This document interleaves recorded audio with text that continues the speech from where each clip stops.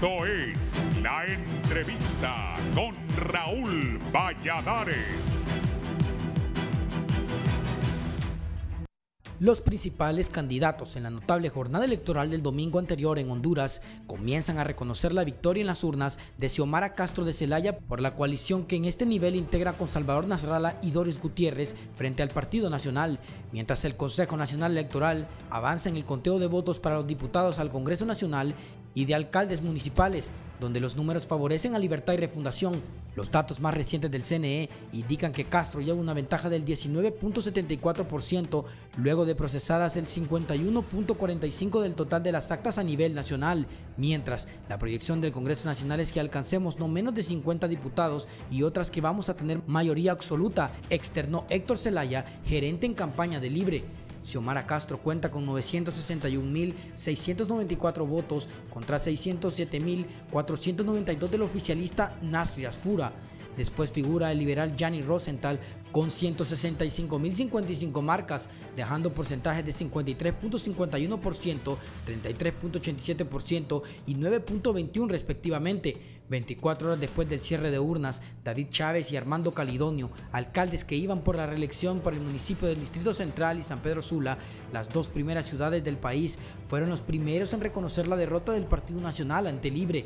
El candidato del Partido Liberal, Gianni Rosenthal, también aceptó su derrota y el triunfo de Xiomara Castro, la primera mujer presidenta en 200 años de vida institucional de Honduras. Rosenthal, en una rueda de prensa, afirmó que seguirá trabajando por el país, por lo que se puso a disposición de la nueva presidenta electa de Honduras para trabajar por este país que le hace falta mucho, apuntó. Calidonio, que buscaba tener un mandato sucesivo en la comuna sanpedrana, agradeció el respaldo recibido y, como respetuoso de la ley, reconozco los resultados dados durante este proceso electoral, afirmó luego de ser vencido por la alianza independiente del empresario Roberto Contreras con Libre y el Partido Salvador de Honduras. Mientras en la red social, la tarde de lunes, el candidato a la alcaldía municipal del Distrito Central dijo que, respetuoso siempre de la voluntad popular, reconozco y felicito por su nuevo cargo a Jorge Aldana como alcalde electo del Distrito Central. Que Dios ilumine su camino y administración, escribió Chávez en su red social. Aldana, que rompe un ciclo de 24 años de gobiernos nacionalistas tras los resultados preliminares en Tegucigalpa y Comayagüela, brindó declaraciones en las que llamó a la inclusión de otros sectores para echar a andar cambios que pretende realizar en la capital. El presidente del Consejo Hondureño de la empresa privada, Juan Carlos Sicafi, en su cuenta de Twitter, felicitó a Castro, su partido, a la población en general y reafirmó su compromiso de trabajar en forma conjunta con las nuevas autoridades. Armando Urtrecho, director ejecutivo del COEP, destacó el ambiente de paz, tranquilidad y la asistencia de más del 70% del patrón electoral pese a rumores del conflicto. Este es un punto clave para la atracción de inversionistas que van a ver que hay un gobierno que tiene un respaldo popular y eso es bueno. Ahora, lo tenemos que hacer para fortalecer la institucionalidad para que el inversionista se sienta seguro de venir, concluyó el líder empresarial. La comunidad internacional reaccionó a través de la coordinadora residente de las Naciones Unidas de Honduras, Alice Shackelford, que destacó el ambiente de paz y que el proceso general fortaleció al CNE. Hay que reconocer el trabajo del CNE. Ellos hicieron lo impensado. Con todas las dudas que se encontraban en el ambiente, ellos con claridad lo lograron, por lo que hay una fortaleza en su institucionalidad. Complace la forma como la población salió a votar, los resultados preliminares que fueron dados. Eso solo genera confianza y refuerza la democracia, concluyó Shackelford. La misión de observación electoral de la Unión Europea este martes brindará el primer informe preliminar sobre las elecciones generales desarrolladas el pasado domingo 28 de noviembre en Honduras.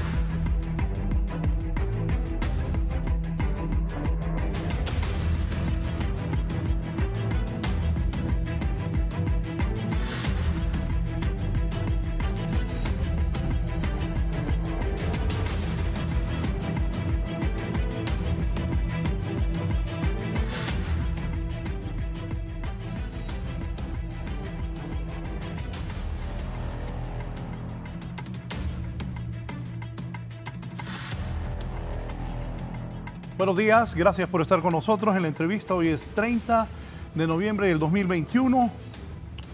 Yo recuerdo que alguna gente me decía, va a haber macaneo, vamos al supermercado. Los supermercados estaban llenos, la gente comprando comida, como que decía, vamos a guerra. Pues yo era optimista y les decía, no va a haber guerra, les decía, no se preocupen. Me acuerdo, varios compañeros y compañeras aquí me preguntaban, yo confiaba que la gente iba a salir a votar, por eso siempre decía, vaya a votar, vi una votación masiva, las cosas ya están bastante súper claras. Muy bien me parece cómo actúa el Consejo Nacional Electoral y cómo están dando los resultados, también cómo cumplieron, dando los primeros resultados, el segundo y cómo han ido dando los resultados. Tengo dos distinguidas personalidades del país para que abordemos lo que pasó, lo que viene y lo que está por venir, y también el gran compromiso que enfrentarán las nuevas autoridades del país que asumirán en enero próximo. Saludo a la rectora Julieta Castellanos, que nos ha complacido al venir aquí esta mañana a analizar lo que ha pasado. Buenos días. Muy buenos días, licenciado Valladares. Muy buenos días, abogado. Un gusto saludarlo. En realidad es de mucha expectativa la que hemos tenido y satisfecha de lo que ha pasado en el país este domingo. Yo creo que el MIN con el abogado León pues ha hecho ahí un trabajo que también tendrá mucho que contarnos de este episodio, y satisfecha con los hondureños. Bienvenido, abogado Luis León. Buenos días, Raúl. Buenos días, doña Julieta. Buenos días al pueblo hondureño. Gracias nuevamente por la invitación. Sí, yo creo que ya martes, más de 40 horas del proceso electoral, hay mucho que platicar y sobre todo valorar que lo que usted decía, Raúl, no hubo una crisis. Creo que eso es lo primero que debemos poner en la mesa. Así que gracias por la invitación. ¿Qué esperaba? ¿Esperaba esa votación? ¿Esperaba esos resultados? Fíjese que yo le dije a Alexander y a Raúl, les dije, hay que traer a la doctora el domingo. No, ella dije que después me dice. Sí, digamos, son lecciones aprendidas. Después del año 2017, mi decisión fue no volver a estar en un programa para analizar datos que todavía estaban en construcción y que no se sabía la forma como se construían esos datos. Porque uno llega a un programa a hacer análisis académicos con datos que uno no son de uno, son institucionales. Entonces, digamos, a raíz de esa experiencia, mi decisión fue solo analizar datos una vez que ya eran públicos oficialmente, con todos los entretelones de cómo se construían, para hablar sobre certezas y no de forma prospectiva, que a veces puede volverse en especulativa, ¿verdad? Porque uno puede hacer análisis prospectivos, pero en temas políticos, una noche electoral, eso se puede volver especulativo y altamente sensitivo. Y delicado. Entonces esa fue mi decisión el año 2017 y he cumplido. No estuve en elecciones primarias, que también me invitaron, y tampoco estuve en las elecciones generales, que también me invitaron. Así que hoy estoy pues con lo que hablamos en aquella semana pasada, viniendo a un programa donde ya tenemos resultados, donde uno puede hacer esos análisis de manera más clara, viendo las tendencias que ya hoy tenemos. Y respondiendo a su pregunta, creo que en todo sentido han habido sorpresas. Todo el escenario apuntaba a un día electoral conflictivo y a un escenario postelectoral, digamos, caótico. Y creo que para esto han incidido tres cosas. ¿Se esperaba que fuera peor que el 2017? Peor que el 2017 porque la violencia preelectoral fue más grande que el 2017. Sí. Entonces, tanto a nivel de violencia de homicidios como a nivel de otros hechos violentos no homicidas.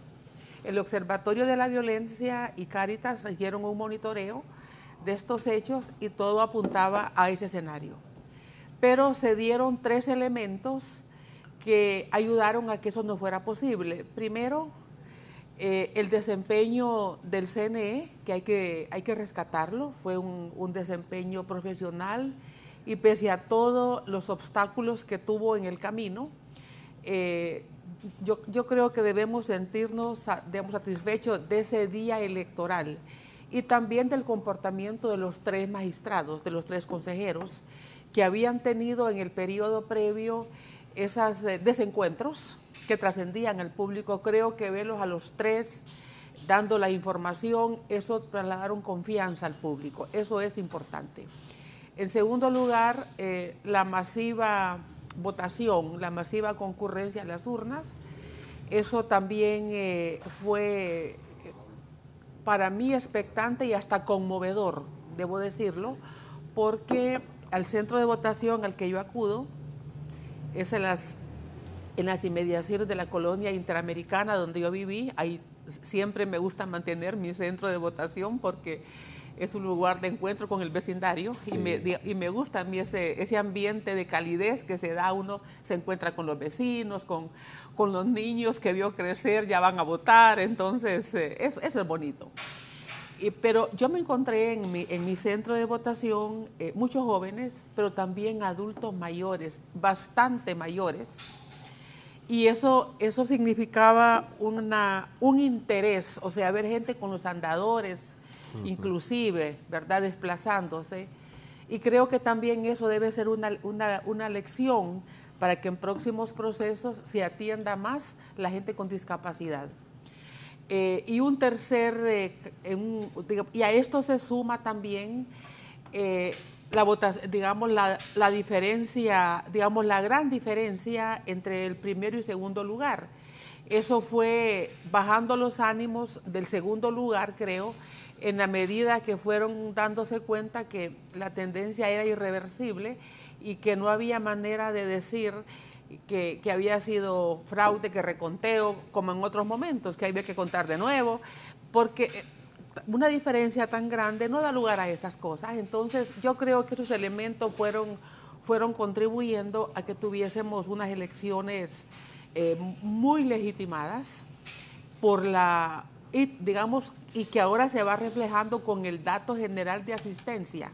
Entonces, más del 70%, según entiendo ya lo superó el 70%. Vi un dato de 70 punto algo, creo que al final de la noche, ayer. Entonces, eso es importante porque, digamos, significa que el abstencionismo, aquella indiferencia que se marcó en los procesos anteriores fue rota, y hay que ver, y ahora es el siguiente punto, ¿por qué se rompió la indiferencia? Ese es el punto. ¿Qué rompió la indiferencia del electorado y qué lo llevó a votar?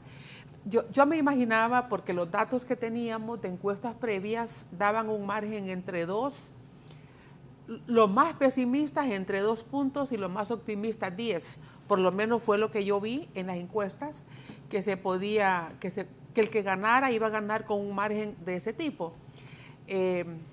No estaba tan claro, por lo menos a nivel de entrevista. Probablemente la gente que entrevistaban también, digamos, ocultaba su voto o no había decidido.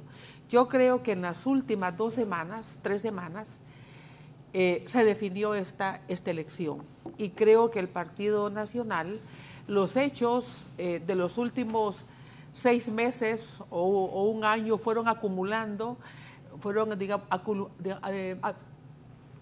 elementos, pero los últimos 2 meses, donde aceleraron reformas legislativas, donde estuvimos viendo salir de prisión personas que fueron beneficiadas con el nuevo Código Penal, y ellos seguían empujando esas reformas y seguían modificando leyes los últimos 2 semanas. Yo creo que la gente percibió que no tenían límites, porque si ellos, que estaban queriendo conquistar un electorado para una elección que se venía, seguían haciendo eso, la gente se preguntaba qué van a hacer si vuelven a ganar. ¿Qué más van a hacer? Yo creo que fue la pregunta que estuvo en el ambiente, y eso aceleró, pero creo que lo más sorprendente fue la derrota aquí en Tegucigalpa. y quizás la de San Pedro Sula, y ahí hay otras variables también que van más allá de las acciones del partido a nivel nacional. Pero sí creo que es una derrota, o sea, han perdido prácticamente todo. Y esto les va a costar muchísimo, muchísimo recuperarlo. Pero muchísimo, muchísimo me refiero. ¿Por qué lo digo?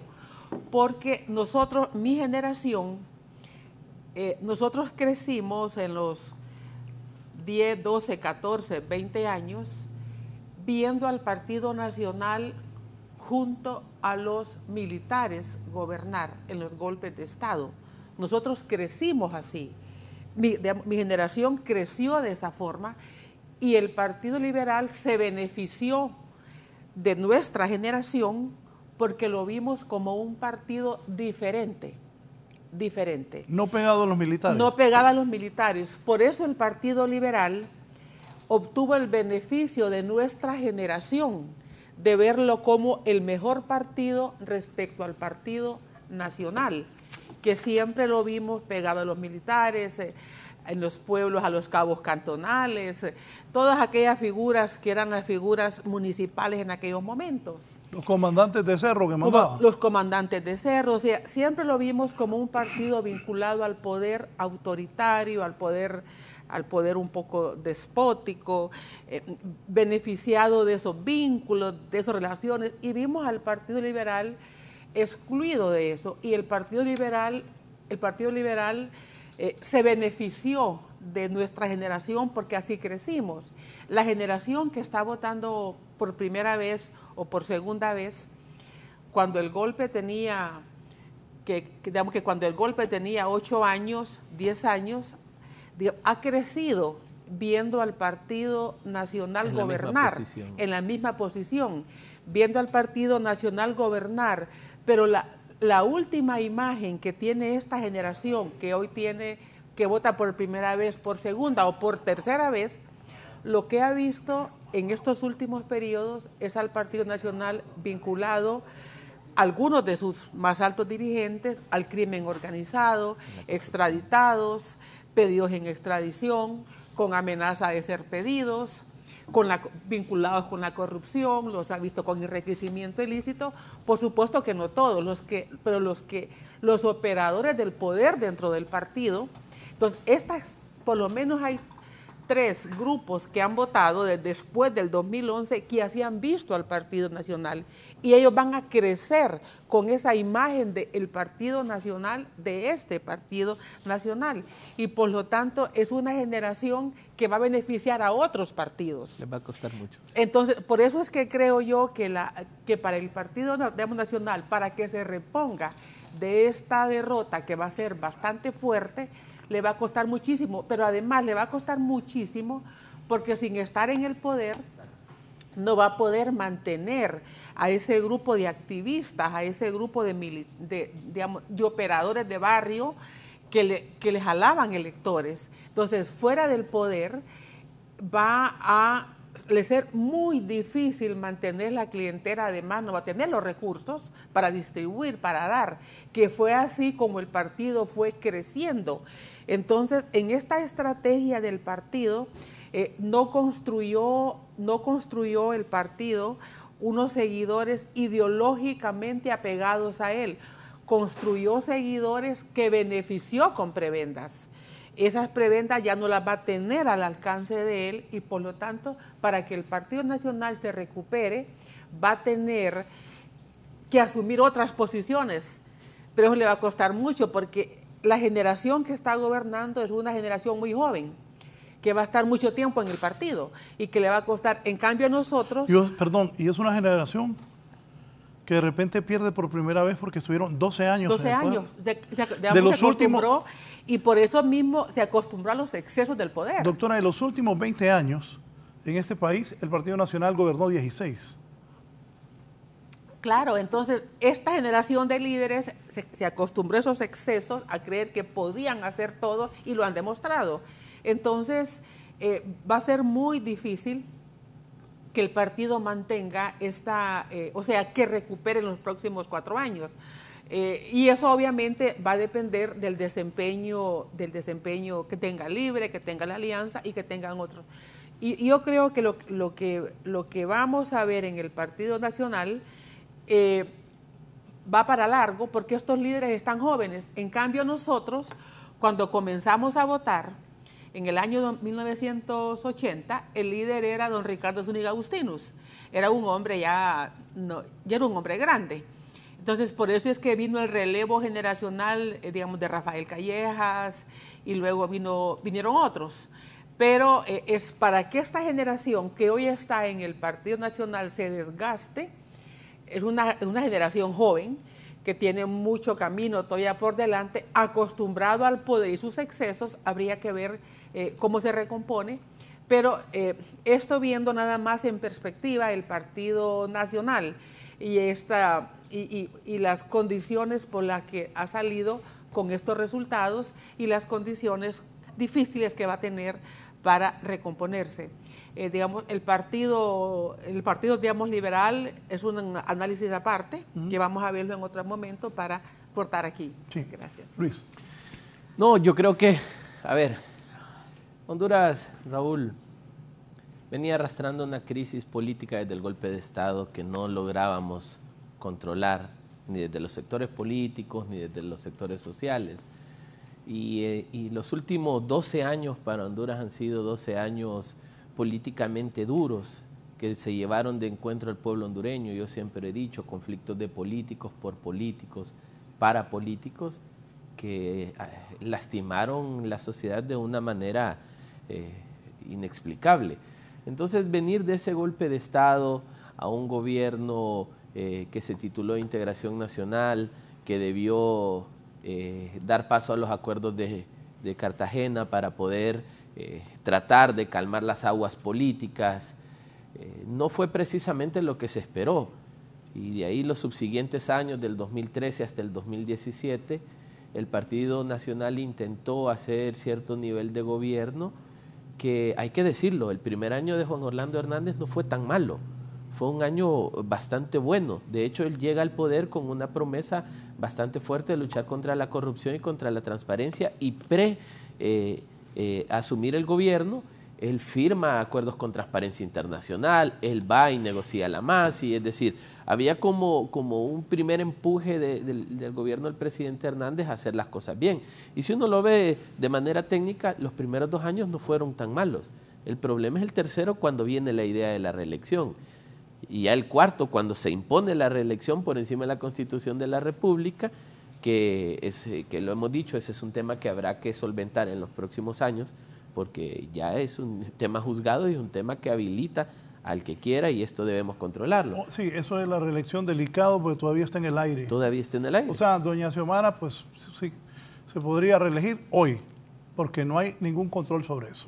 Es correcto. Entonces, al final, todo ese espacio hasta 2017, que no fue estable políticamente, se agrava y nos llevó a los últimos 3 años a una tensión política que, a diferencia de los primeros 6 u 8 años, no fue en las calles. Digamos, la discusión política pasó de la calle hacia los espacios políticos, especialmente en el Congreso Nacional de la República, y toda la tensión que se miraba en las calles, que la gente vivió especialmente durante 2018, se controla relativamente para entrar a una presión legislativa. Y recordarán aquellos conflictos en el Congreso Nacional, el Partido de Libertad y Refundación peleando ese derecho que ganó en las urnas de formar parte, y es donde viene lo que ahora llamamos reforma electoral, que también hay que decirlo, esto hay que arreglarlo. Ojo ahí, cuando logra, yo sé cómo se hizo eso, Libre un representante en el Consejo Nacional Electoral y en el Registro Nacional de las Personas, ese día yo pensé, las cosas han cambiado, porque ya con Libre teniendo representante en el Consejo Nacional Electoral y en el registro, que fue producto de una negociación que no fue fácil, le daba la seguridad, la certeza de que habían ya 3 fuerzas ahí. Sí, de acuerdo. Entonces, yo creo que estos últimos 12 años le han pasado una factura al pueblo hondureño bastante fuerte, porque la política se interpuso por encima de los intereses sociales, de los intereses de los grupos poblacionales, y eso lo reflejan las estadísticas. Honduras cae en sus indicadores de pobreza, Honduras aumenta en los indicadores de desigualdad, Honduras se vuelve un país poco habitable para los hondureños, y de ahí esa gran cantidad de migración. Entonces, al final, este proceso electoral, Raúl, y para mí era importante mencionar este antecedente porque está poniendo fin a esa crisis política. Nosotros esperábamos, y yo lo he dicho, en ninguno de los escenarios... La fisura del golpe de Estado del 2009, ¿usted cree que con eso se rompe? ¿Que Libre en la tercera logra alcanzar el poder de la nación? Yo creo que ese proyecto de 12 años de Libre, que aguantaron, que soportaron, que sostuvieron, que no perdieron la ruta, les permitió ganar la elección hoy. Sumado con los otros factores que ya mencionaba doña Julieta, la votación masiva y entre otras cosas. Pero si nosotros somos objetivos, el escenario de este proceso electoral no es un escenario previsto. No está en ese top 3 de escenarios que hubiésemos diseñado los analistas. Pensábamos primeramente en un escenario sumamente cerrado. Nosotros habíamos hecho un cálculo que podía ser entre 4, máximo 8% la diferencia, pero manejándola en 4. Pensábamos un escenario tan cerrado entre los dos partidos que incluso sugerimos en algún momento que había que iniciar los diálogos políticos desde ya para evitarnos una crisis. Yo creo que este proceso nos deja 3 aprendizajes importantes, más allá de que esta crisis política para mí sí se solventa, Raúl. Para mí la fractura del golpe de Estado es una fractura que vamos a arrastrar, por lo menos las generaciones, ya que doña Julieta hacía menciones generacionales, las generaciones que vivimos el golpe de Estado, esas generaciones vamos a recordar el golpe de Estado como un momento donde violentaron nuestros derechos institucionales. Y esa va a ser una cicatriz que vamos a llevar estas generaciones, así como las anteriores trajeron estos temas militares, los golpes, los gobiernos militares, entre otras cosas. Pero yo sí creo que este proceso al final pone fin o calma relativa a una crisis política por 3 factores importantes. Primero, esa votación masiva. Es algo que no habíamos visto. Y yo creo que esto no se puede titular de ninguna otra forma más que una cátedra cívica por parte del pueblo hondureño. Yo creo que los hondureños han dado una muestra clara de que si no se encuentran mecanismos en el mediano y largo plazo para solventar sus necesidades, están dispuestos a cambiar todo el sistema. Y si lo vemos electoralmente, el Partido Nacional está perdiendo la presidencia, el Partido Nacional está perdiendo las alcaldías importantes y está reduciendo significativamente el número de diputados en el Congreso Nacional. Nuestras proyecciones iniciales eran que el Partido Nacional podía tener entre 50 y 55 diputados. Ahora se perfila que puedan ser 40, 42 diputados. El pueblo hondureño definitivamente puede mostrar su fuerza e inconformidad en el voto, y yo quiero resaltar eso porque al final los hondureños hemos entendido de que la única forma son los procesos electorales y las líneas democráticas. Creo que ese, Raúl, es como el primer tema a resaltar. Segundo, que esto data también del esfuerzo que hemos hecho desde el Instituto Holandés en los últimos 2 años, que le hemos apostado a la institucionalidad, que le hemos apostado a la construcción de organismos electorales que realmente puedan ser la diferencia, tanto desde el Registro Nacional de las Personas, el Consejo Nacional Electoral, el Tribunal de Justicia Electoral, que veremos accionar en los próximos días, y la misma Unidad de Política Limpia. Nosotros creemos que ese es el camino, instituciones sólidas.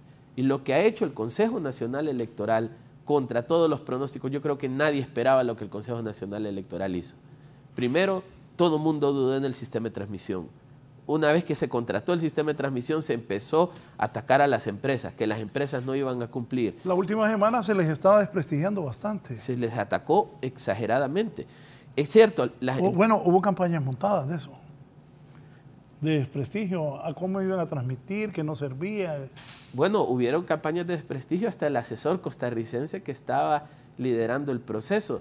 Recuerda que se le sacaron un juicio que había tenido en Costa Rica y que había salido inocente, pero que él se había prestado para que algunas empresas ganaran. Es cierto, no salió perfecto, porque en el ínterin administrativo las empresas encargadas del hardware tuvieron problemas, no llegaban las impresoras, no llegaban los escáneres, los lectores biométricos llegaron todos la semana de las elecciones. Es decir, sí hubieron cuestiones que si lo vemos desde una perspectiva de decisiones externas, afectó al Consejo. Ley tardía, presupuesto tardío.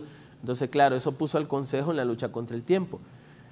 Y aunque en la última semana se intenta desprestigiar el sistema de transmisión, este sistema de transmisión fue un éxito.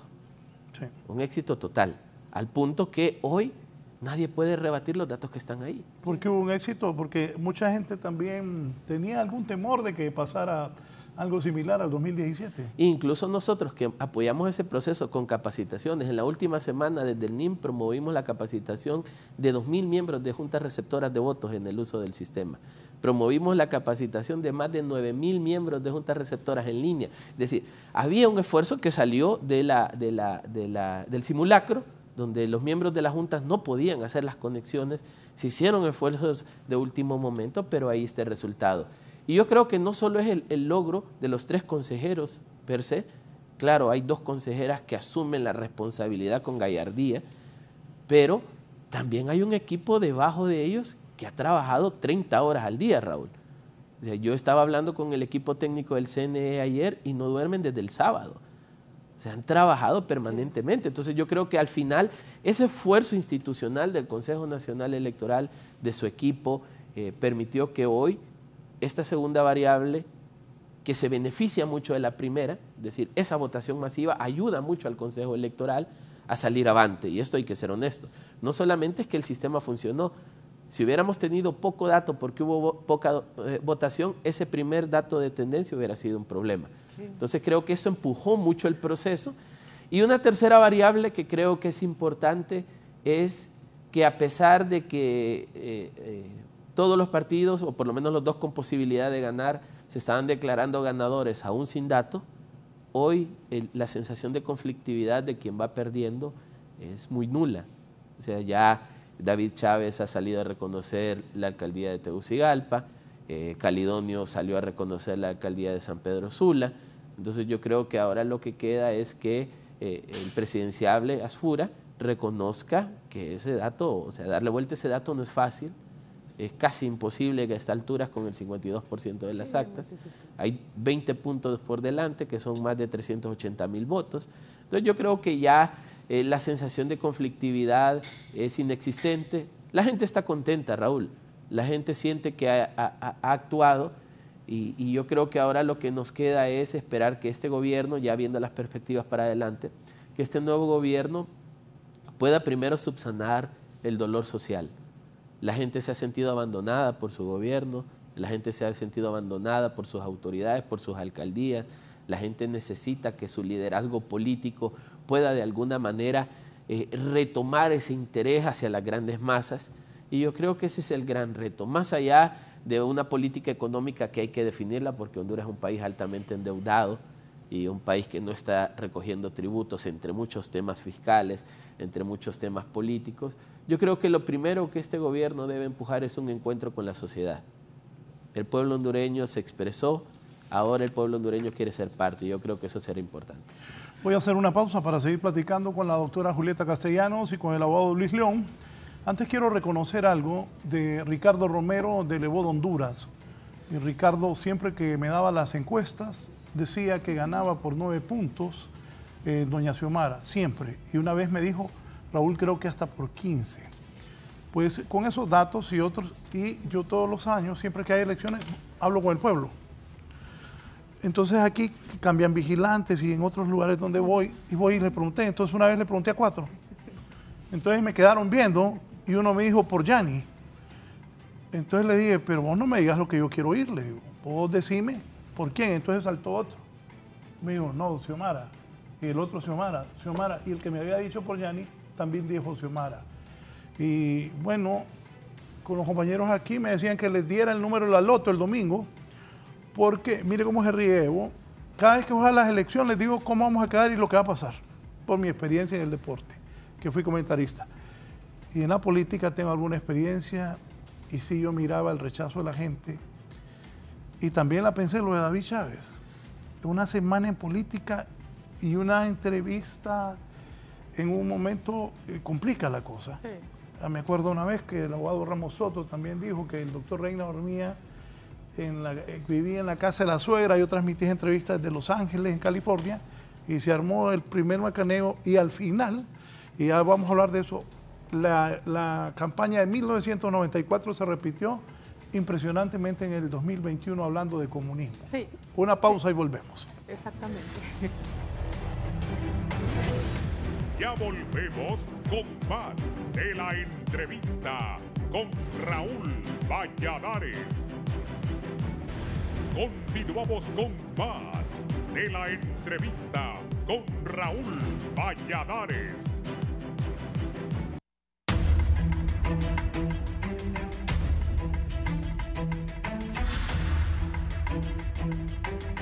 Antes de continuar con el programa, lamentablemente tengo que informar que hay una masacre en Las Tejeras, esto es en Lepaera, Lempira. Donaldo, adelante, Donaldo Rodríguez. Buenos días, licenciado Raúl, y buenos días a todos los televidentes de la entrevista. Efectivamente, se ha dado un hecho lamentable en el sector de Las Tejeras, en el municipio de Lepaera, Lempira, donde han fallecido 3 personas. Ellas respondían al nombre de Germán Ramírez, Giovanni Vázquez y Elvin Ramírez. Hasta el momento la hipótesis que se maneja es que fue debido a una discusión política entre varias personas, donde resultaron fallecidas estos 3.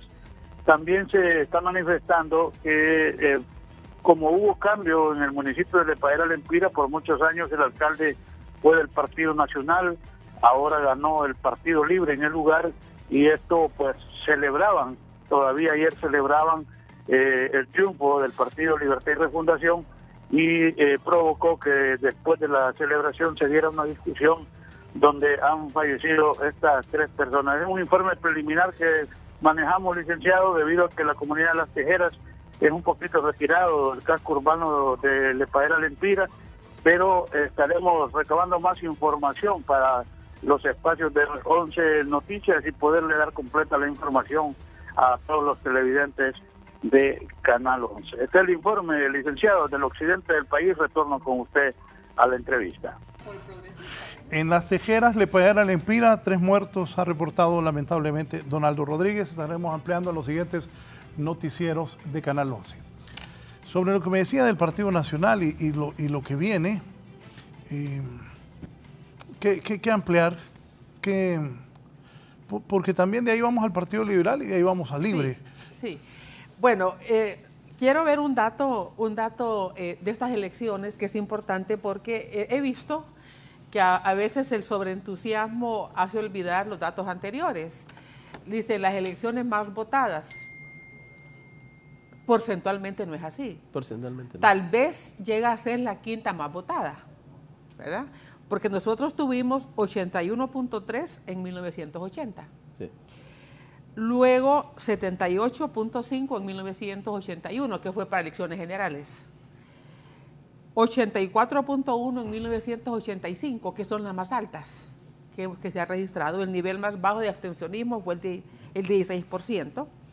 En 1989, 76%. En 1993, 64%, fue la más baja hasta ese momento. Periodo, sí. Y luego se elevó al 72% en 1997, que es la elección donde ganó el presidente Carlos Flores. De ahí habíamos tenido bajo el 60, bajo el 70 y bajo el 60. Estas ya están en el 70, ¿verdad? Entonces pueden llegar al porcentaje de 1997 en términos porcentuales, que es la correcta comparación, porque aun cuando ahora puede ser más votantes a nivel absoluto, estaríamos a nivel porcentual probablemente en la quinta elección más votada desde 1980. ¿Verdad? Por otro lado, el Partido Nacional. ¿Usted me preguntaba por el Partido Liberal? Sí. Sí. Yo siento que el Partido Liberal va a una muerte por inanición. ¿Verdad? Muerte, a una desaparición, ¿verdad? Si no hay cambios. O sea, la variable es qué va a hacer el Partido Liberal para volver a traer este voto. Solo déjeme, le interrumpo un poquito. Márquenme eso, el Partido Liberal va a una muerte si no hay cambios. Si no hay cambios. va una muerte por inanición si no hay cambios en la doctrina política y en la propuesta política. Porque el Partido Liberal estuvo creciendo desde 1980 hasta 1997. Hasta 1997 el partido creció. De 1997 a la fecha ha ido, en cada elección ha ido disminuyendo. Pero el Partido Liberal se conformó primero con ganar, pero sin trabajar las bases liberales. Y luego se fue conformando en los últimos años de acompañante del Partido Nacional. Entonces, esta actitud de acompañante del Partido Nacional, las nuevas generaciones también que están votando, así lo van a recordar. Así como van a recordar al Partido Nacional por las sedes, por la corrupción, porque como dice digamos, el abogado digamos, León, sí hubo cosas importantes que hay que rescatar. Yo creo que el tema de la seguridad en este primer periodo de gobierno del presidente Juan Orlando Hernández fue importante. Bueno. Estaba en 86 la muerte por cada 100.000 homicidios. Es más, hay que recordar que el presidente Zelaya recibió la tasa de homicidios en 32% y la entregó en 70%. Se le duplicó en el periodo. Y vamos a estar pendientes de ver esa tasa de homicidio, porque en aquel momento no se le dio importancia al tema. Porque el golpe olvidó todo el tema de seguridad.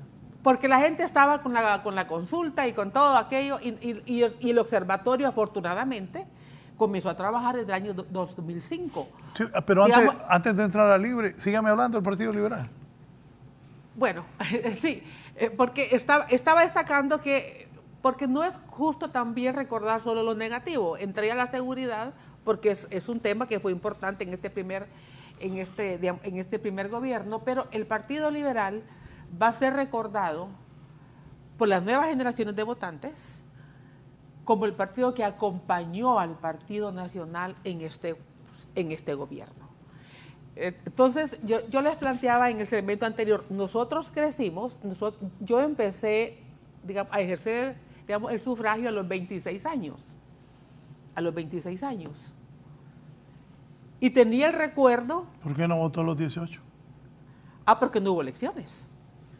O sea, yo cumplí 18 años en 1972. En gobiernos militares. En gobiernos militares. Entonces yo tuve una generación 10 años más que no hubo elecciones en el país. Chafas, cachurecos. Sí, claro. Entonces mi primer ejercicio ciudadano de ejercer el sufragio fue en 1980 y he estado en todos los ejercicios ciudadanos de elecciones, ¿verdad?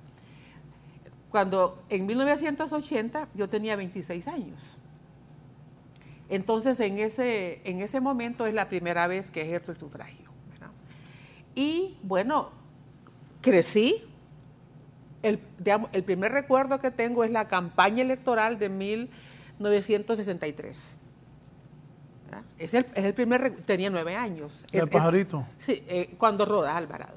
Entonces, y el golpe.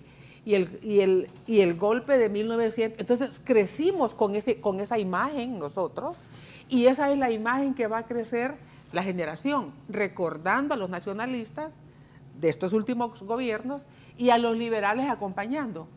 Entonces, si el Partido Liberal va a seguir en esa política, en esa decisión estratégica de ser el acompañamiento del sector conservador, pues entonces, ¿para qué votar por el Partido Liberal si es tan conservador como el conservador? O sea, si es tan conservador como el Partido Conservador y además no va a estar en el poder, entonces votemos por el Partido Conservador que esté en el poder. Y eso es lo que ha pasado. O sea, si vamos a votar por los diputados que son iguales a los otros, pero que además no están en el poder, entonces votemos por los que están en el poder. Porque además algún beneficio tengo, ¿verdad?, estando en el poder. Pero además, digamos, el partido, yo siento que los políticos a nivel general perdieron la doctrina política y se convirtieron en operadores políticos. Cuando digo operadores políticos, estoy refiriendo al que negocia, al que gestiona un convenio, al que gestiona un trámite, al que consigue un subsidio. Todos hacen lo mismo. ¿Quién piensa políticamente? O sea, ¿quién está pensando en el país políticamente? ¿Los políticos? No. Nosotros no vemos en los políticos, en los que activan la política, no vemos esos pensadores políticos. Yo creo que el país perdió a los pensadores políticos que hacen política. Hay pensadores políticos fuera de la política partidaria. Para el caso, yo creo que de los últimos pensadores políticos importantes en el Partido Nacional, don Manuel Acosta Bonilla. Era un referente de pensamiento político. Y no fue realmente un funcionario permanente, ¿verdad? Pero era un miembro reconocido de un partido conservador, pero era un pensador de la política. En el partido, digamos, liberal, yo creo que esto se termina con el grupo, con la cúpula del grupo M-Líder, donde ahí teníamos pensamiento político, teníamos dogma política, sí, teníamos el dogma. Vaya, cuando nosotros fuimos a Costa Rica a estudiar, que los años 70, yo recuerdo que allá lo reconocían como pensadores políticos. O sea, digamos, hablar de los Reina era hablar de la gente de pensamiento político en el país. Eso se ha perdido y lo que el Partido Liberal tiene son operadores políticos, negociadores políticos, los operadores de la política en ambos partidos. Entonces, y pareciera que son negociaciones a veces bastante opacas, bastante oscuras, otras que salen más, pero hay un concepto de que dentro del Partido Liberal hay un grupo que es el que domina el partido, el grupo hegemónico del partido, que es el que hace de operadores políticos, pero entendido la política como la negociación, como la repartición, como la componenda para tener el control de las instituciones. La cuota de poder. Sí. La cuota de poder. Sí. A eso me refiero con operadores políticos. Pero ¿para qué tener el poder? O sea, es el otro punto. Para protegerse, para negociar. Mire, ¿cómo podemos justificar a un Tribunal Superior de Cuentas que ha sido del bipartidismo y tenemos funcionarios que están encausados porque tienen 300 millones, 800 millones? ¿De dónde salió eso? O sea, ¿dónde estuvo el Tribunal de Cuentas en estos años? ¿Quién dirigió el Tribunal de Cuentas? El bipartidismo lo ha tenido. El bipartidismo lo ha tenido para protegerse. Y esto último, la oposición en su conjunto no tuvo la fuerza suficiente para frenar al partido de gobierno, para ponerle el stock. Porque el partido, digamos, de gobierno se alió con otros y también los arrastró. Mire estos resultados, porque el Partido Nacional no solamente tiene un fracaso rotundo, arrastra a la DC, arrastra a la UD. A la UD. Se la llevó. Sí. O sea, el daño del partido no solamente es a sí mismo, sino que desde el 2009 arrastra a la UD, arrastra a la DC. Pero estos partidos, el oportunismo y el cálculo de estar cerca del poder, se les olvida que a ellos, quien vota por ellos, es un voto independiente. Es un voto como el mío, probablemente como de otros, no, y como de otros, obviamente, ¿verdad? Pero si yo voy a votar por un diputado de la DC o de la UD, es para que haga las cosas diferentes.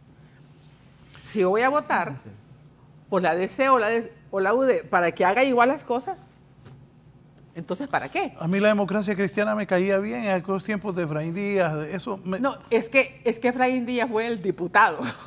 O sea, era la voz de los que pensábamos diferentes de aquellos congresos. Y Pino era esa opción también. Y Pino era esa opción. Sí. Entonces, todavía yo creo... cuando estaba Marco, perdón que lo interrumpa, Marco Orlando Iriarte de candidato, sí. y Olman Valladares. Es que se perdió, vamos a lo mismo, Valladares. O sea, vamos a lo mismo, se pierde la generación de los pensadores políticos y quedan los operadores políticos viendo la negociación, viendo el negocio, viendo el poder, la distribución, la prebenda. Eso es lo que queda, eso queda de la DC y eso queda de la UD. Entonces, el Partido Nacional,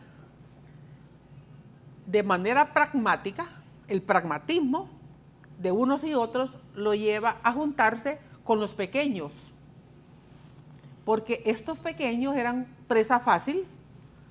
Mire cómo quedó Alianza de Partidos Hondureña, sin nada. Se los arrastró a todos, se los llevó. Fue un ciclón, o sea, el ciclón azul. Como el Motagua. No quiero entrar yo a pelearme con los del Motagua. Ya me alegró, dije yo. No.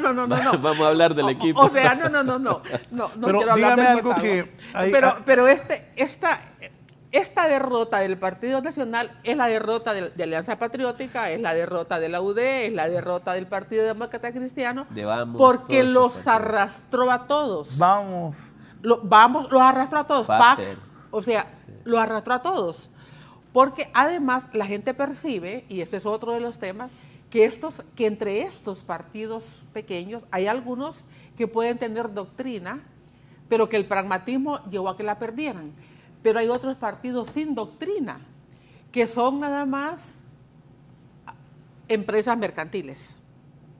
Entonces, estas son empresas mercantiles que el partido además las fomenta. ¿Y por qué digo que no quiero quedar como que estoy culpando de todo el partido? ¿Por qué digo que las fomenta? Porque cuando van a la corte a un amparo, que no merecían, se la resuelven. Y la corte ya sabemos cómo está compuesta, ¿verdad? Entonces, ahí hubo una decisión política, no una decisión jurídica. Una decisión política para dividir a la oposición, porque en la lógica del Partido Nacional, dividiendo la oposición, ellos controlaban el sector conservador. Entonces, lo que no calcularon es que este ciclo se iba a agotar. En la medida que la gente va viendo, digo, ¿por qué voy a votar por la DC? Yo voté por la DC en la elección anterior y quedó el diputado Felicito Ávila. Y yo se lo he dicho públicamente y lo voy a repetir. Cuando él preside la comisión que saca la Maxi, porque él la preside, digo, nunca más. Porque yo nunca más, porque yo no voté para... O sea, yo elegí a un diputado dentro de mis 23 para que hiciera la diferencia. Para que fuera diferente, sí. Pero si vas a comportarse como los nacionalistas, entonces, no más, nunca más. Porque mi voto no es para mantener el statu quo. O sea, mi voto es para que hagan las cosas diferentes. Entonces, y creo que es la lógica de muchos que votamos independiente. Entonces, a la hora en esta elección, ¿y por qué vamos a votar por estos partidos que hacen igual las cosas que el mayor? Mejor vámonos a los mayores y dejemos a los demás por fuera. Mejor probemos con los nuevos, ¿verdad? Tal vez los nuevos no nos sentimos defraudados. ¿Qué se debe hacer con estos partidos? El señor Milton Benítez es el que más saca en este momento. Y no es partido. Sí, es una candidatura independiente, sí. ¿no? Mire, yo tal vez la radiografía, porque esta es una radiografía profunda que nos da doña Julieta, yo quiero validarla. Nosotros trabajamos con 9 de los 14 partidos políticos legalmente inscritos y los otros 5 con los que no trabajamos es porque solo se activan en procesos electorales. Durante el demás tiempo no tienen ni siquiera una sede o ni hay un líder con quien hablar. Y una de las cosas que nosotros hemos identificado dentro de los estudios que hemos hecho a los partidos, dentro de las líneas de trabajo que hemos promovido, es justo eso. No existe formación política, existe formación de activistas, organización de jóvenes, de mujeres para hacer activismo político. ¿Qué nos han dicho muchos líderes regionales o departamentales o municipales? Es que yo con el partido no tengo ninguna comunicación excepto cuando me llaman, que vienen para acá y quieren que le tengamos 100 personas. Es decir, hace falta toda una formación política cívica que en descargo de los partidos, aunque ellos deberían ser los responsables de hacerlo, no contamos en Honduras. Nuestro propio sistema educativo no nos infunde el civismo como parte de nuestro día a día, no nos infunde la formación, por lo menos de entendimiento de país que deberíamos tener. Yo creo que yo soy de las últimas generaciones que tuvieron cívica, que hacíamos ejercicios de votaciones en el colegio donde había que ser presidente del curso. Es decir, toda esa parte formativa se perdió y quienes debieron asumir lo que eran los partidos políticos. Pero para empezar no había ni clases en esto. Bueno, y en este ni clases hay. Es decir, todo el sistema educativo formal ni funciona y lo que funciona no genera esto en las nuevas generaciones. Los partidos políticos que deben asumir la formación política no están formando políticamente, ni siquiera ideológicamente, porque si usted habla con las nuevas militancias de los partidos mayoritarios, no conocen la ideología del partido. Por ejemplo, los libres saben que son de izquierda, los nacionales saben que son de derecha, y no digo todos, pero la gran generalidad de las bases es que no conocen la ideología de su partido. Hay un desconocimiento interno dentro de la misma militancia sobre qué son sus partidos, cómo funcionan, cuáles son sus estatutos, cómo pueden ellos participar. Para nosotros es preocupante cuando nos dicen, mire, yo tengo 20 años de trabajar para mi partido, y voy a citar un ejemplo, yo no me explico cómo que Elvin Aguirre llega a ser el consejero cuando yo tengo más trayectoria dentro del partido. Es decir, hay una falta de coordinación institucional, y esto lo digo en todos los partidos, que no le permite a los partidos consolidarse. Entonces, como lo dijo el Eric en su último estudio, 7 de cada 10 hondureños ya no sienten conexión con los partidos políticos. ¿Por qué? Porque el partido político lo único que quiere es activismo y no quiere formación política. Y la ciudadanía, los pocos interesados en política, lo que quieren es entender cómo funciona la construcción política del país.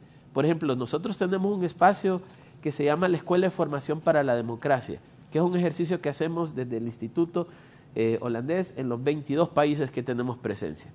Es un espacio multipartidario, donde llevamos líderes de los partidos políticos, construimos espacios de diálogo y empezamos a formar políticas públicas desde una perspectiva multipartidista. ¿Qué nos dicen a nosotros? Yo no sé qué es una política pública. Hablamos mucho de políticas públicas y esos conceptos básicos que como sociedad deberíamos tener o los miembros de partidos políticos deberían conocer, no los conocen. Yo estoy totalmente de acuerdo. Aquí el problema a solventar por parte de los partidos políticos es la construcción política, Raúl. Yo lo he dicho mucho. Antes, un diputado, y doña Julieta vendrá estudiando esto desde mucho antes, eran los grandes padres de la patria. Ese era un puesto de mucho respeto, Raúl, el diputado. O sea, cuando usted hablaba del diputado, hablaba de la jerarquía política del país. Hoy es un puesto donde los partidos políticos hacen activismo en el Congreso Nacional de la República. Entonces, el costo para el pueblo hondureño de pagar 128 diputados para que hagan activismo partidario y no tomen decisiones colegiadas es muy alto. Yo creo que Honduras, y lo dije el domingo, Raúl, y creo que esa debería ser la ruta, debe transitar por la reforma política. Honduras debe reconstruir su sistema político de tal manera que sepamos realmente qué es lo que vamos a hacer políticamente, porque si la perspectiva es que el Partido Liberal va a su muerte sine qua non, el Partido Nacional viene en un desgaste de 12 años y que este proceso electoral que lo saca de los mayores espacios de poder le va a generar una dificultad para poder competir efectivamente en 2025 sin recursos y sin muchas cosas. La pregunta es ¿qué nos queda entonces? Bueno, nos queda también qué van a hacer con la DC, con Vamos, FAPER, PAC, UD, que no sacaron Tienen nada. que aplicar la ley. O sea, No, tiene que cerrar todos esos partidos. Tiene que haber una legislación realmente que sea consecuente. Pero estamos en Honduras y usted lo dijo hace poco y yo no estuve de acuerdo que la vez pasada, en el 2017, no sacan los votos que dice la ley y la Corte vino y lo volvió a dar vida. Tiene que haber una legislación para eso. Mire, si vamos a libre, porque esto nos lleva a ver el futuro, ya entró al futuro, al futuro, digamos, el amigo León. Si vemos esto, es importante que Libre gane con fortaleza, porque Libre hizo muchas ofertas. ¿Por qué gana Libre? Libre gana porque es mayoría su militancia. ¿Por qué ganó Libre? Mire, nosotros tenemos un dato del Instituto Universitario de Democracia, Paz y Seguridad del voto duro de cada partido, que fue una encuesta a 3.000 ciudadanos que nosotros tuvimos, y el voto duro partidario no pasa el 15%. Pero obviamente Libre en este momento recibe el beneficio de muchas cosas.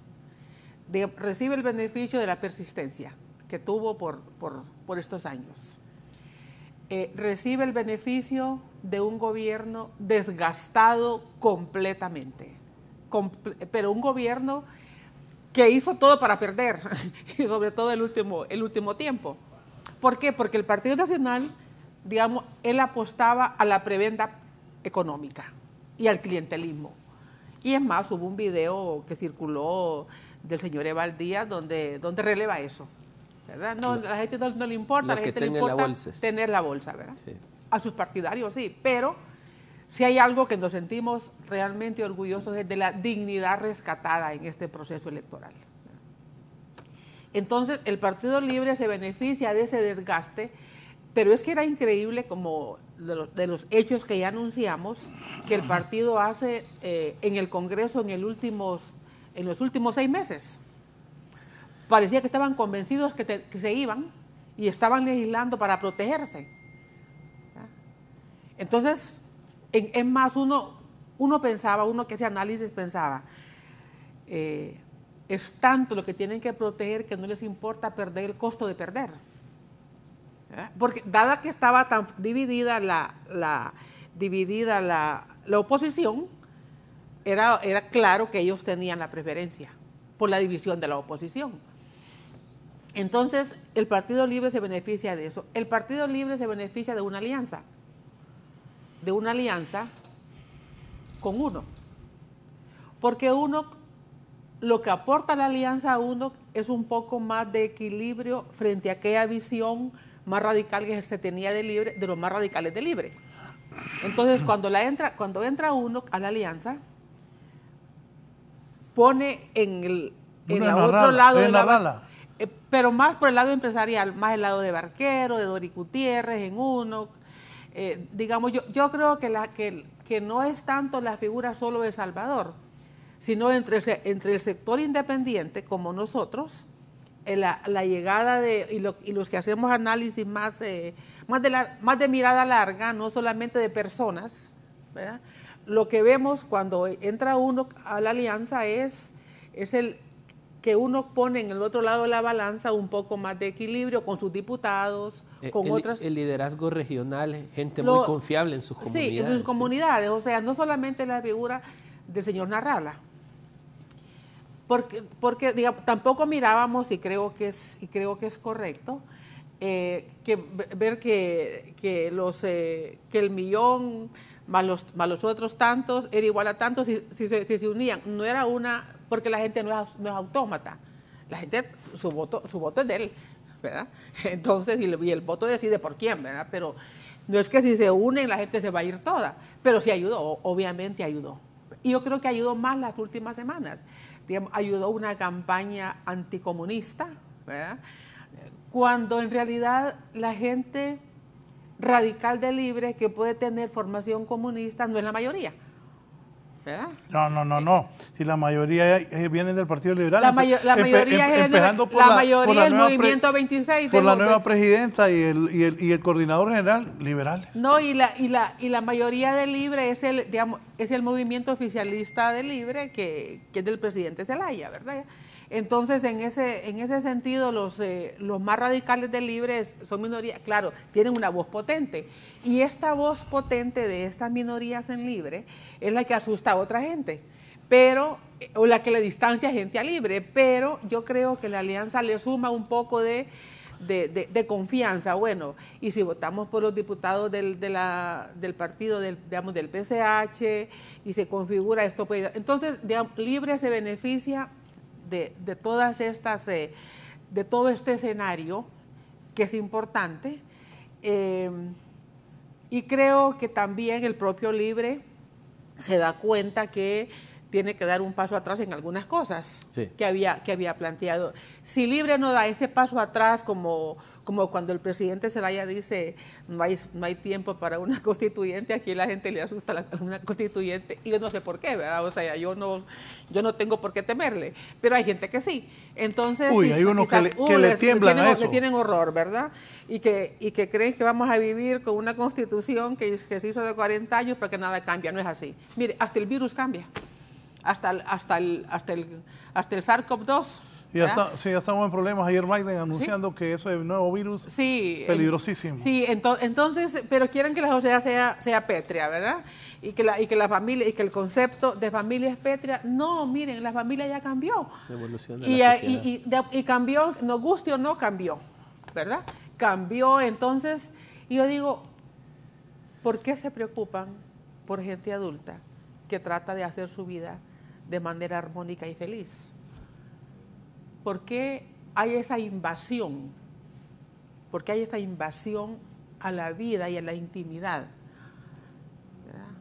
¿Y por qué hay esa hipocresía de saber y hacernos los locos frente a otras cosas que son más dañinas? Entonces, en ese sentido, están con ese. Mire, yo solo recuerdo cuando los jóvenes pusieron la manta allá en la universidad, que yo tenía como un año en el cargo, año y medio en el cargo, ¿verdad? Y yo empecé a ver qué hacían las universidades frente a las comunidades LGTBI. ¿Y sabe qué me encontré? Universidades confesionales en Estados Unidos abordan los temas con una normalidad. Entonces, y aquí realmente se sataniza todo. Mire, la iglesia misma tiene que abrirse y ser más humana. Y ser humana. Entonces, y que los políticos estén haciendo miedo a todo. Mire, la gente rechaza, los jóvenes conviven con sus amigos de diferentes preferencias sexuales y no le ven esos miedos que los adultos quieren imponerle. O sea, los jóvenes son mucho más abiertos, mucho más tolerantes. Entonces, es ir contra lo que está pasando en el mundo. Me llega esa señora con ese pensamiento tan liberal y aterrizado en la realidad de la sociedad. Reacciones de la gente. Sí, entonces es que la sociedad es así, la vida es así. Entonces, mire, cuando yo fui a recibir mi doctorado honoris causa a Trinity College, que es una universidad confesional, yo me encuentro con una sala de eventos culturales y con eventos de la comunidad LGTBI en Trinity College. Es que este es el mundo, este es el siglo XXI. Entonces, aquí quieren que vivamos con la mentalidad del siglo XIX todavía, ¿verdad? De los 70. Digamos, en algunas cosas, ¿verdad?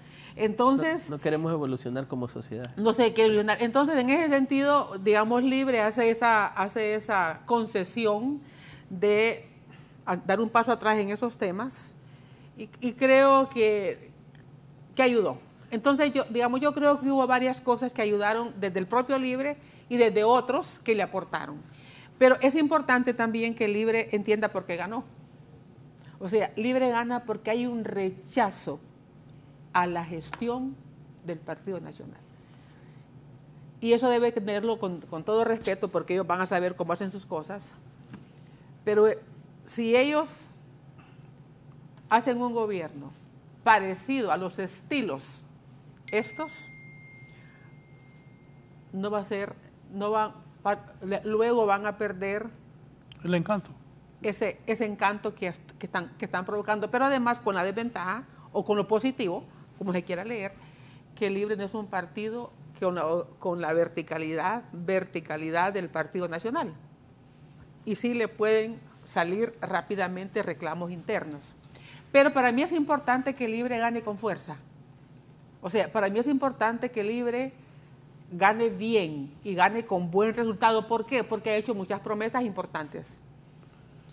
Y si tiene fortaleza parlamentaria, no va a tener excusa para decir no me apoyaron. No puede hacer cambios. No puede hacer cambios. A ver, en ese punto Eso, hay legitimidad. Para mí eso es importante. O sea, digamos, el poder es el poder absoluto, como se dice corrientemente, corrompe. Pero en este momento, que son 4 años, no queremos estar oyendo, no podemos hacerlo, no podemos hacer esto porque no tenemos apoyo. La oposición no nos deja. No nos deja. No, Libre está ganando con un buen margen y eso es bueno.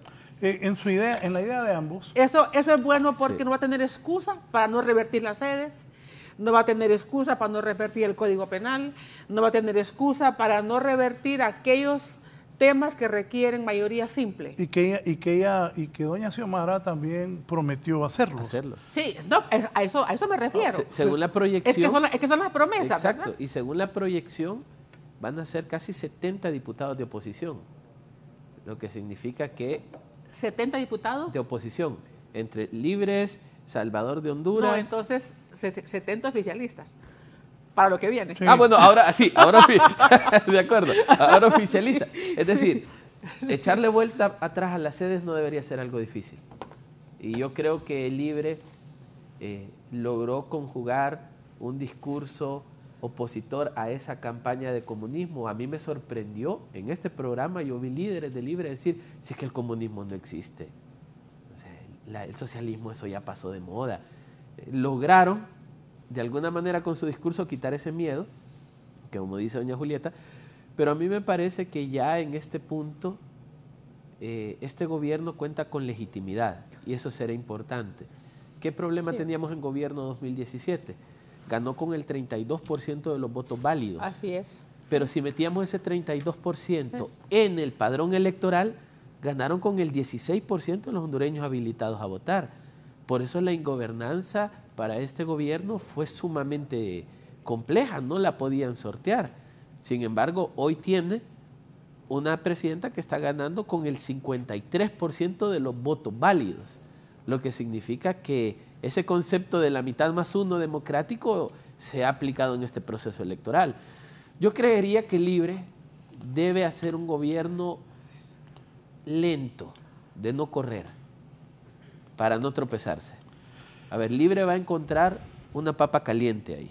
Tampoco es que va a encontrar las grandes posibilidades para hacer grandes reformas inmediatas. Sí, o sea, las condiciones... las condiciones del país son difíciles. Sí, las condiciones en las que asume el país y las condiciones en las que asume las finanzas del Estado, difíciles. Va a ser muy difícil que puedan hacer un cambio en el primer semestre. Pero abogado, mire, la gente entiende cuando hay dificultad y hay honradez. Exacto. Tiene paz, espera. Exacto. ¿Sabe que la gente no entiende? Cuando hay escasez y hay corrupción. ¿Cómo es que compramos esto con tantos dineros y no nos pueden Claro, ayudar? o sea, digamos, si la gente está hablando, mire que no podemos hacer esto porque no hay dinero, porque nos dejaron mal el gobierno, que no sé cuánto.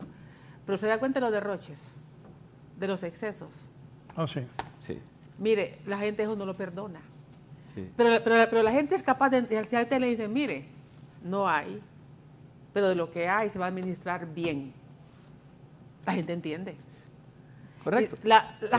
Mire, y la gente entendió tanto ahorita, que es del que yo más satisfecha me siento. Sí. La gente entendió tanto lo que había pasado, hizo la lectura correcta, que pese a toda la campaña, votó como votó. Sí. Porque entendió. Entendió. Y ahí es donde creo que Libre debe hacer un gobierno lento, bien planificado. A ver, yo creo, y siempre he dicho que con la gama de problemas que tiene Honduras, solventarlos todos en 4 años, eso es tarea imposible. Doña Julieta administró una universidad que tiene 90,000 estudiantes y sabe que un cambio para un grupo poblacional significativo no puede llegar de la noche a la mañana. No llega. Solo dos cosas. Aquí me dice el amigo Julio Raudales y un amigo del Partido Nacional también me manda un cuadro. Con 70 diputados, dice Julio, no lográs revertir lo de las sedes. Además, hay que considerar que hay compromisos contractuales que requerían negociación directa con propietarios de inversiones. Hay que recordar que la Corte seguirá controlada por el Partido Nacional hasta el 2023. Eso lo sabían igual los que la políticos, Fiscalía. Eso lo sabían los políticos cuando hicieron la promesa, ¿verdad? Ellos sabían las leyes. Así que yo desde fuera no tengo por qué justificar lo que no se puede hacer. Los políticos sabían y saben de leyes perfectamente y ellos hicieron ofertas. Y es cierto, y miren este y ellos cuadro. hicieron ofertas, entonces Y la yo gente que espera a mí que no les me cumplan. toca decir, Sí. digamos, a mí no me toca decir no se puede. Le toca decir a los que lo ofrecieron, ¿verdad? Poneme ese cuadro Y que mandé por para eso, que- por mire. eso es que a mí me interesa, por eso es que a mí me gustan Mire los esa proyección. resultados. Acércale por favor. Sí, no, sí. Por libre Pero hasta hoy. pueden conseguir votos que los acompañen porque en el Partido Nacional inclusive pueden conseguir, digo yo, supuestamente va a ir nueva gente, ¿verdad? No, y las fuerzas de poder Y cambiaron. las fuerzas del de Partido poder Nacional. cambiaron. Entonces, pero a mire, mí no me mire, corresponde mire, sí, decir... lo que usted, no es correcto, lo que repite eso. Es cierto, usted no prometió nada, usted está No, diciendo... o sea, yo no prometí nada, ¿verdad? ¿Y quién escribió? ¿Julio Raudales o quién? Julio Raudales. Sí, tampoco Julio prometió, ¿verdad? Sí.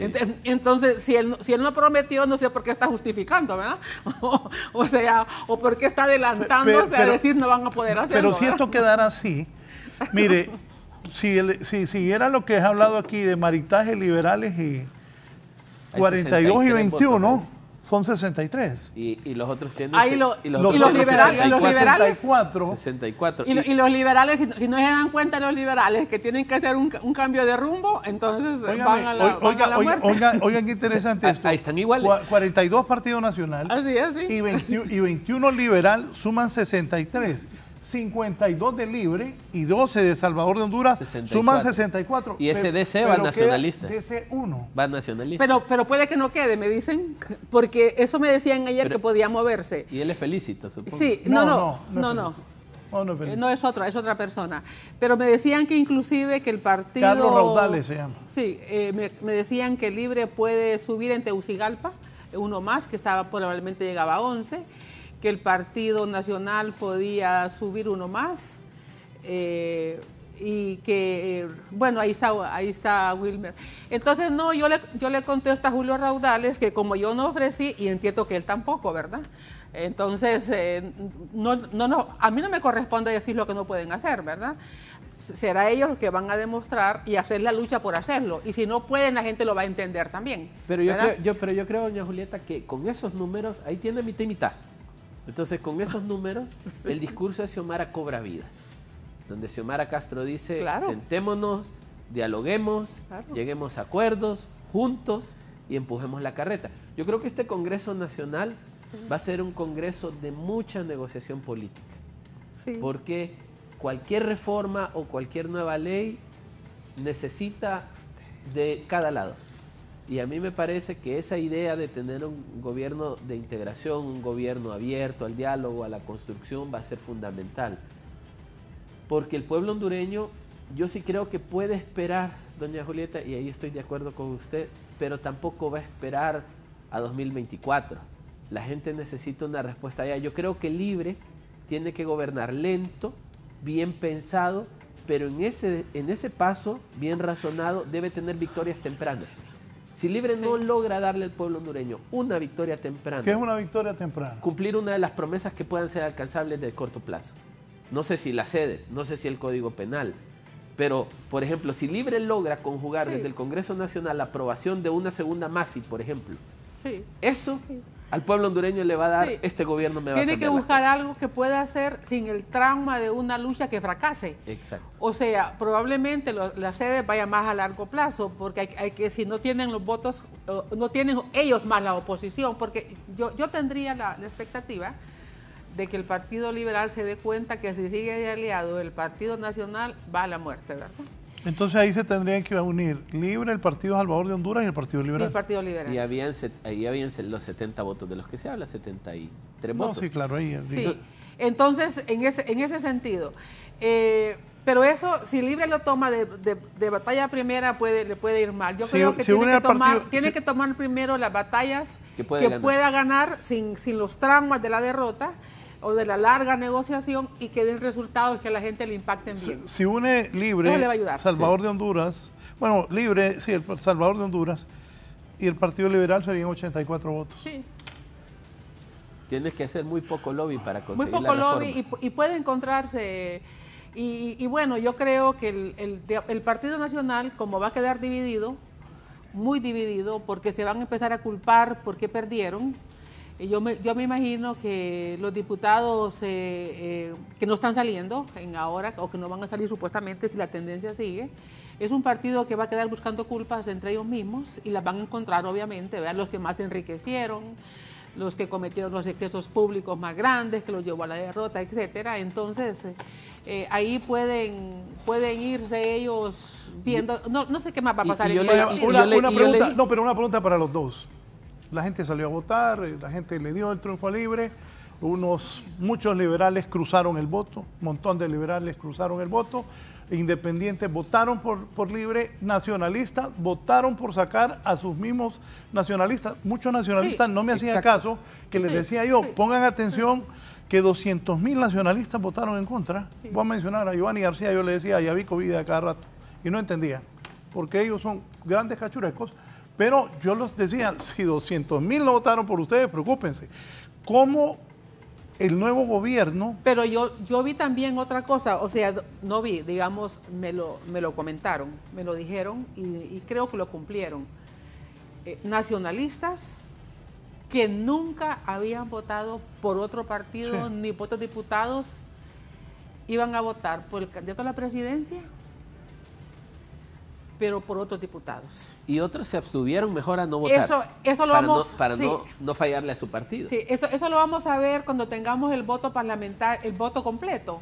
Va a ser importante ver si el voto presidencial de Asfura fue mayor que el voto legislativo.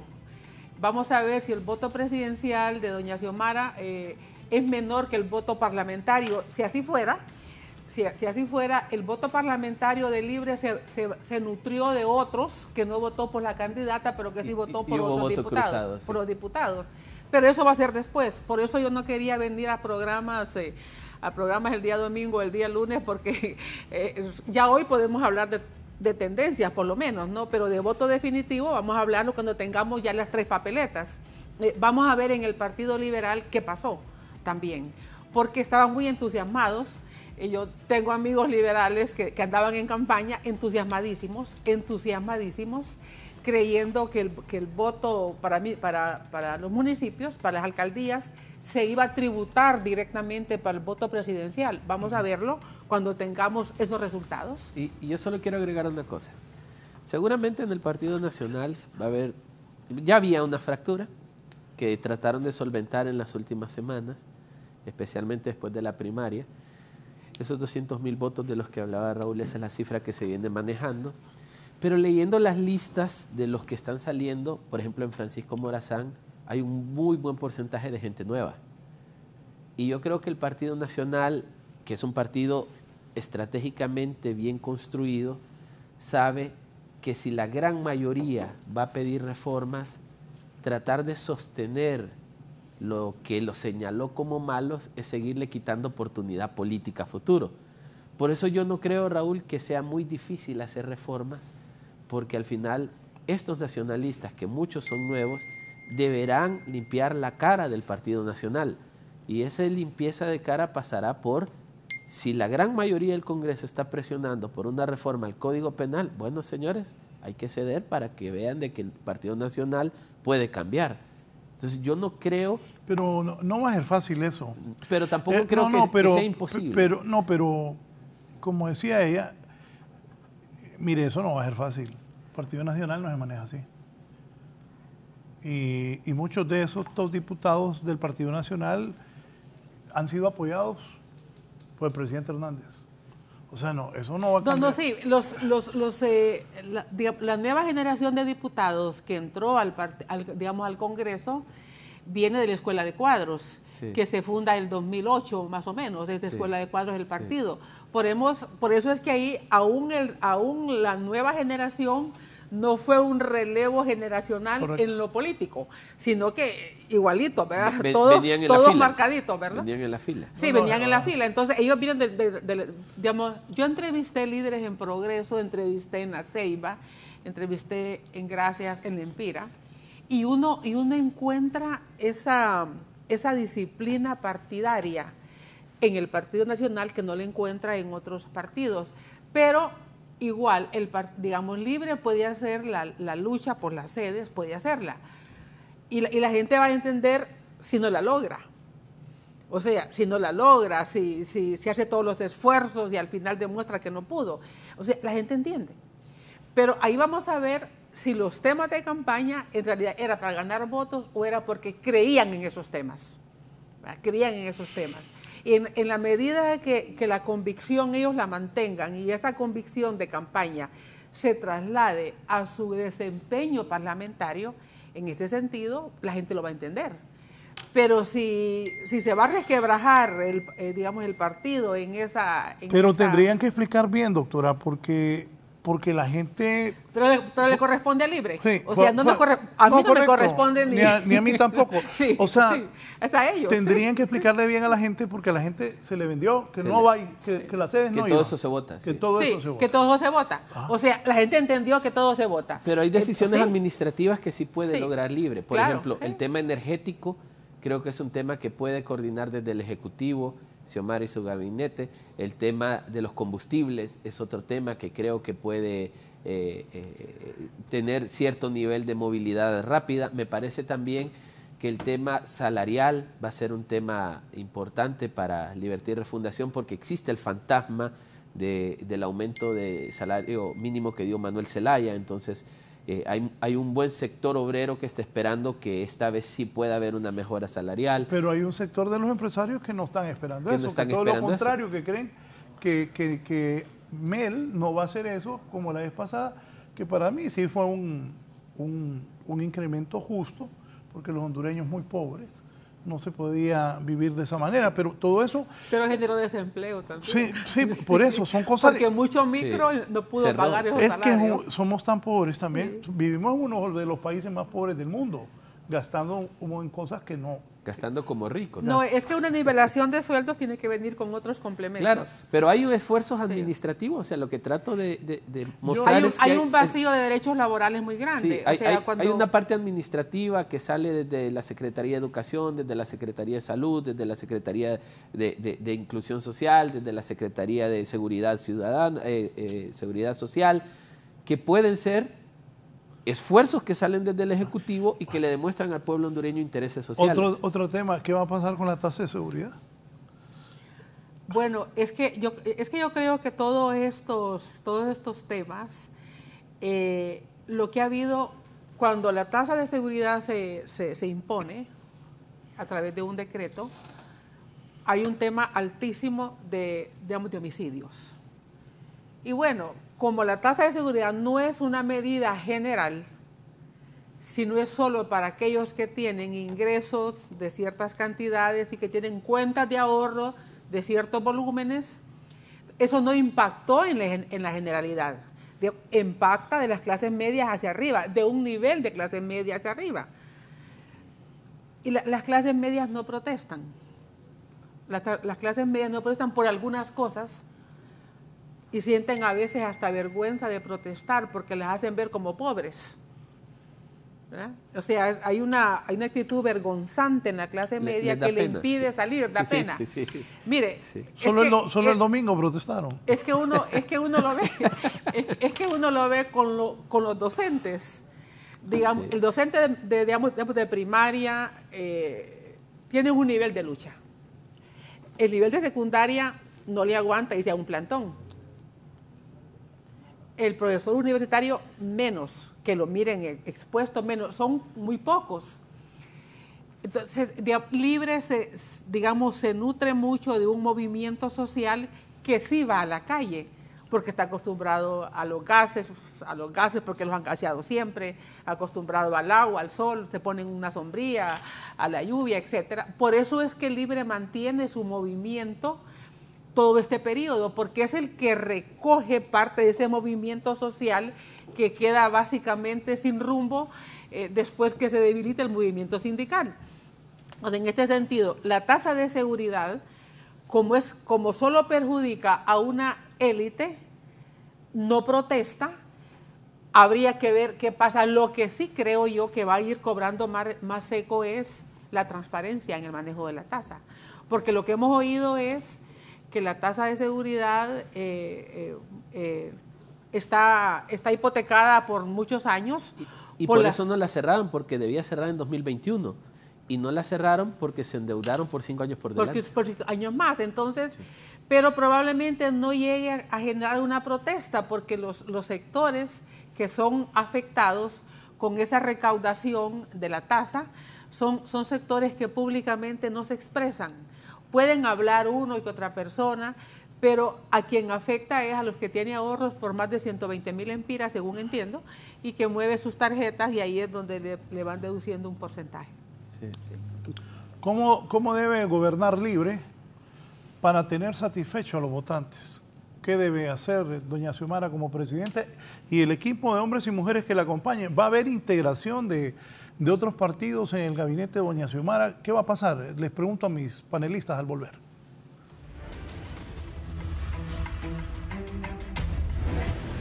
Ya volvemos con más de la entrevista con Raúl Valladares. Continuamos con más de la entrevista con Raúl Valladares.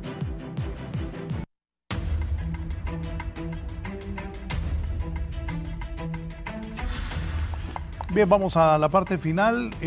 Hay alegría en la gente, fue a votar. Unos han ganado, otros han perdido. Los perdedores de la... Y entiendo, y ayer hablaba con alguien muy cercano al candidato del Partido Nacional, Narri Tito Alfura, y Alfura pues está esperando los resultados finales, pero no creo que tenga ningún problema de aceptar lo que ha dicho la voz del pueblo, que es la voz de Dios al ir a votar. ¿Cómo deberá ser ese gobierno que despierta tanta esperanza? Y muy bien lo que dice doña Julieta, sí, la doctora Castellanos. Si hay poco, pero si administra bien y no se roba, la gente va a entender. Si se pueden hacer los cambios sumándose las bancadas para las promesas que hicieron los que fueron a prometer en campaña, hay mucha gente que de repente no sabe. Escuché al ingeniero Salvador Narrala decir un día que él era el primer designado. Eso no existe. Son 3 designados iguales, los 3. No es el ingeniero Narrala primer designado. Y una vez lo escuché decir eso y no es así. Solo hay 3 designados que los 3 tienen el mismo protagonismo que le podrá dar la presidenta electa Xiomara Castro. Así están las cosas. ¿Cómo debe ser ese gobierno? Bueno, y la conformación de ese gabinete debe ser solo gente de Libre, solo gente de Salvador de Honduras y Libre, gente del Partido Liberal, gente de la sociedad civil. En su análisis, ¿cómo debe ser ese nuevo gabinete que el pueblo espera y recibe? No es fácil lo que viene, es algo difícil, pero ojalá Dios primero ilumine a todas nuestras nuevas autoridades para que el país vaya por un buen camino. Bueno, voy a opinar en 3 direcciones. Primero, el Partido Nacional lleva 12 años en el cargo y el grupo que ha ganado va a tener un poder muy sólido, muy sólido. Eso es importante. Que eso es bueno, ¿verdad? Eso es importante, sí. Y eso es bueno. Eso es bueno porque como son tan intensos los cambios que hay que hacer, esa legitimidad del resultado presidencial y esa cuota parlamentaria es importante para hacer esos cambios. Y de ese momento lo que esperamos ver es el nexo entre la propuesta de campaña y la coherencia de la gestión pública. Eso es lo que esperamos ver. El partido va a decidir, y es su derecho decidirlo. Que nunca ha sido fácil eso, la propuesta de campaña a lo que se hace. Sí, pero yo creo que cada vez la gente es más exigente.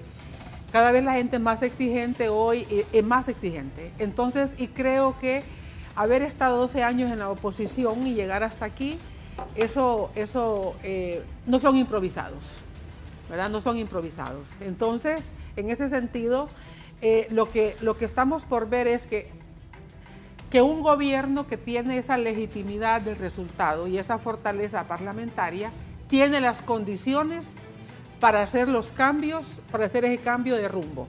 Y eso es importante. Por eso a mí me alegran los resultados, no solamente porque evitó conatos de violencia el día electoral con una elección muy cerrada, sino porque hoy Libre tiene la posibilidad de ser coherente en su paradigma de cambios que quiere impulsar con sus resultados. Primera cosa, ellos van a decidir con quién lo hacen y es su derecho, ¿verdad?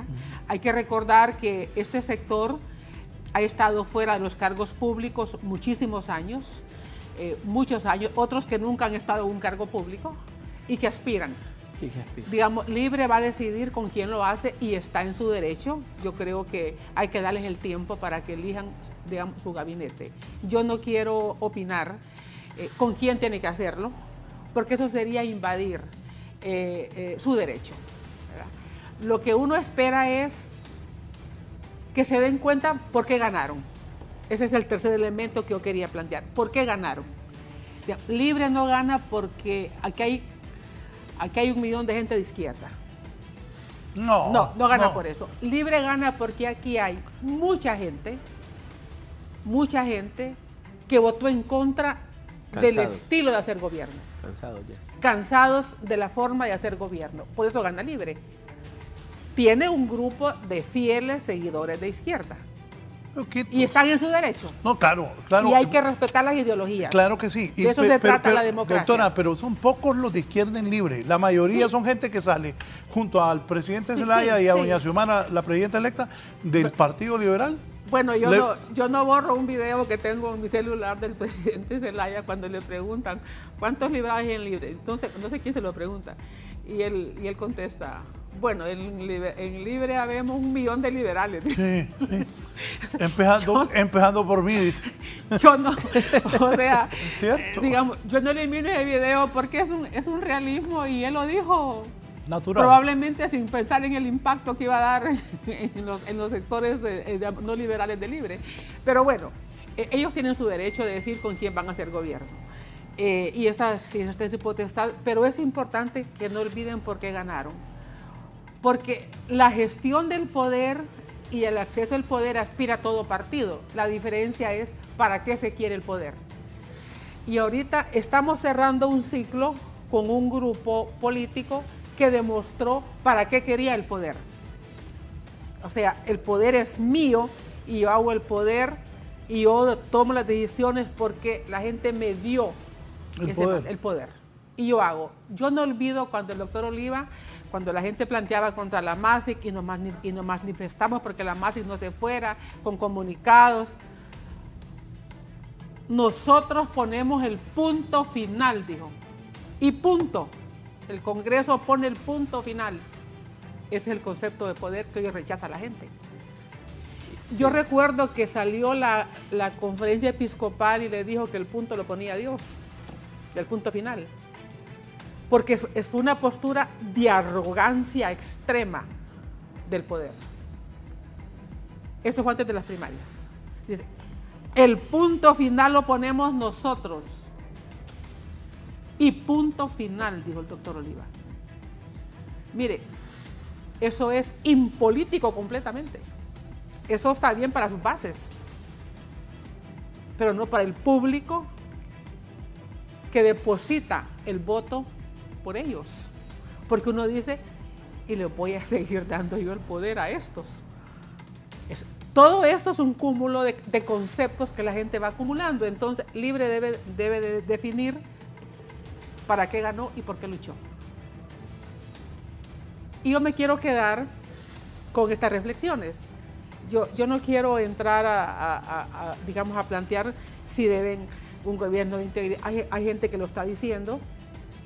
Ellos van a saber. Y si tienen si tienen la estrategia política y quieren un gobierno de largo plazo y construir continuidad, ellos van a tener que ir valorando en el camino cómo les va yendo, con encuestas reales, no con lo que quieran oír, porque también eso a veces es un problema. Así que yo me quedo con la satisfacción del desempeño ciudadano. De acuerdo. Yo me quedo con esa enorme satisfacción, es lo que celebro. O sea, yo lo que celebro es la dignidad con la que el hondureño fue a votar. Yo lo que celebro es ver a la gente que pese a todo, la campaña de miedo salió y votó como creyó que debía hacerlo. Eso es lo que yo celebro. O sea, yo celebro ese rechazo que manifestó la gente en esa forma humillante de hacer política, de creer que pueden hacer excesos y que después con un cilindro de gas que van a donar a una casa donde no hay gas, les van a dar el voto. Yo lo que celebro es eso en la gente. Yo digo, el país tiene esperanzas. Porque si por una prebenda de esa magnitud la gente pierde el sentido de realidad y de dignidad, lo hemos perdido todo. Lo perdimos todo. Lo perdimos todo. Entonces yo me quedo con la celebración de sentir que la gente demostró dignidad y el rechazo a esa forma humillante de que lo lleven a votar porque les dan algo. Y para mí con eso me quedo de esta elección, ¿verdad? Gracias, doctora, por haber venido esta mañana.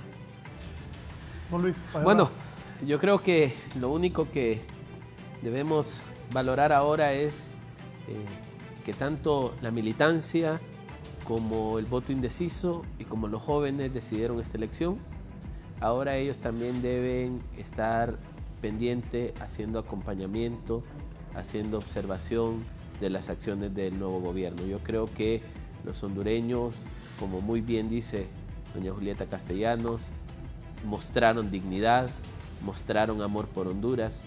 Yo lo catalogo como una cátedra cívica de lo que debe hacer un pueblo en momentos como este.